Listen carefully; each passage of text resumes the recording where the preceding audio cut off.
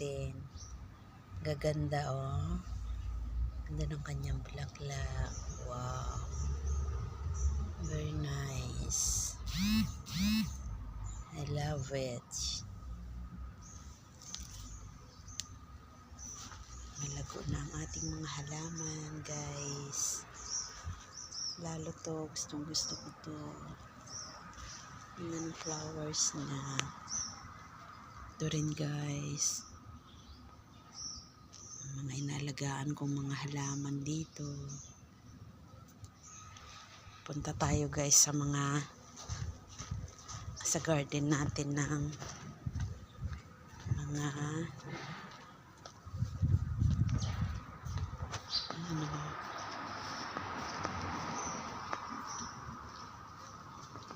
yan, guys, mga halaman natin. Wow, ganda, so cute. Ito naman mga puti. Ano pangalan nito, guys? Ang mga halaman. Basta binili namin, tapos ayan o, ang ganda siya. Mix. Meron tayong mga kalabasa dito, guys. Ayan, mga aloe vera, halo-halo na.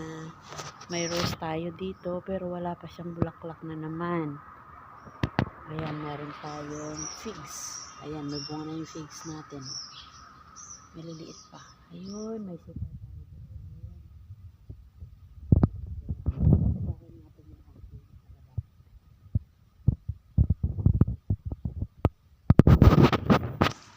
Ayan, guys, meron tayong ampalaya. Ayan, yung aming ampalaya. Ayan, yun, may kalabasa doon. Ayan, ang tataba ng aming kalabasa. Ayan, may bulaklak na siya, guys. May bulaklak na siya.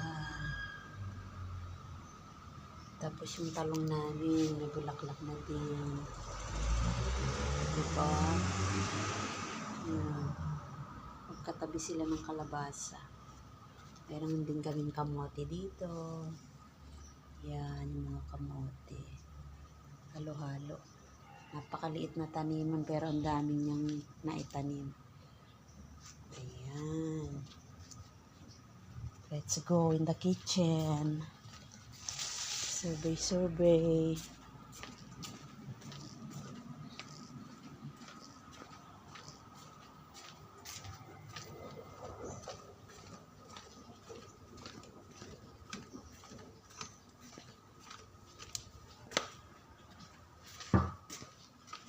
Ayan, nandito na tayo sa kusina. Nag-video ako doon ng mga malunggay.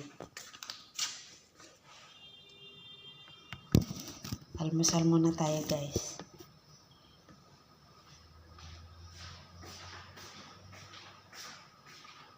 Nahuli na nga siya nagsabi ng manok eh.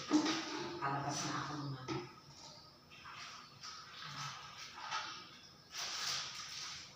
Pero dito daw kakain si tatay.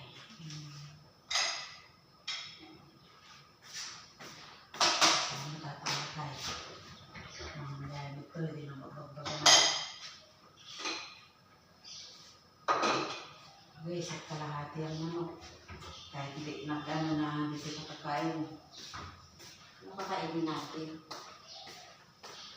What we will eat? Yan naman po, init na. Yun. Ano? Isa-isa pa. Ay, magpainit ako naman. Gusto ko yun. Ito. Ah, dito oh, mas masarap. Sa? Toasted no ba? Itong ano lang pero ito hindi. Painit ko, hindi naman nainit. Ha? Painit ko ulit, hindi naman nainit. Sige. Ito na Mas maganda dito, doon kasi palabot. Ito ba? Ito. Huwag na yung tamis. Abang tilipid mo talaga kasi sa atin yan. May maghanap sila. Pinate, nalilisa.